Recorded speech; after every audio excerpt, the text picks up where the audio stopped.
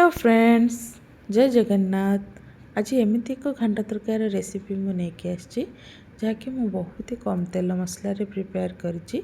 आपण याको रोटी परोटा भात सहित मध्य खाई परिबे। आपण तो कलर देखिकी ही जानि परथिबे जे घांटा तरकारी केते टेस्टी हेतिबो। तो सेति पई मु नेछि किछि बुट डाली जाको कि मु 2 ରୁ 3 घंटा पई भिजे नेथिली। तो याको मु गोटे प्रेशर कुकर को ट्रांसफर एबे करनौछि। एथिरे किछि पानी देली। तो या सहित मु किछि हळदी गुंड एवं किछि लूण देकी 2 ରୁ 3 हुइसिल आसला पर्यंत मु याको कुक करिबी। डाली को आमे एठी सिझिया पई छाड़ दबा। तापर एठी देखि नियंतु जे मु कोन कोन परिबा नेछि, जेमति कि गाजर, कैप्सिकम, पपया, आलू, बोईतालू, पोटल एवं बीन्स। तो मु मो हिसाब रे परिबा नेछि। आपण जदि चाहउचंती किछि अलगा परिबा ऐड करिया पई त आपण निहाती ऐड करि परिबे। एथिरे एठी देखुचंती मोर बुट डाली 60 ରୁ 70% सिझी जाइछि। तो एई टाइम रे आमे अन्य सब परिबा जो काटि के रखिथिले ताको ऐड कर दबा। सब परिबा दे सारला परे मु एठी 2टी टमाटो दउछि।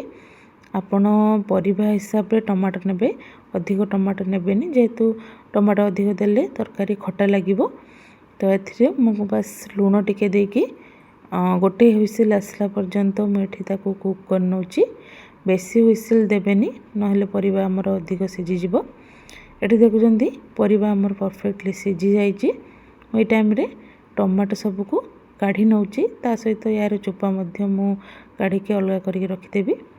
तापर देखंतु मु एठी घांटो बनिया पे कोन कोन मसला नेछि, तेजपत्र, दालचीनी, गुजराती, प्याज, रसुण, अदा। आपण मु एठी रसुण अदा को छेची की पकेबी। आपण चाहिले ग्राइंडिंग मध्य करि परिबे।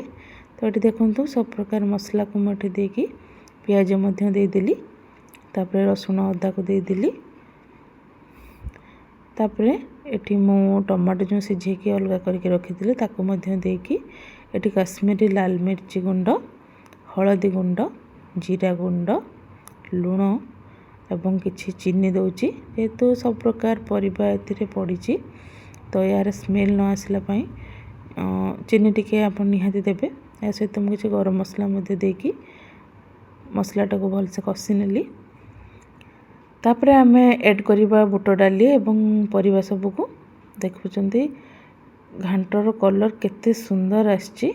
तो घांट तो बहुत ही टेस्टी ही लागिबो। आपनको निहाती भाबे याको बनांतु आ कमेंट रे मते जणांतु जे आपनको केमिति लागिला। रहिली, जय जगन्नाथ।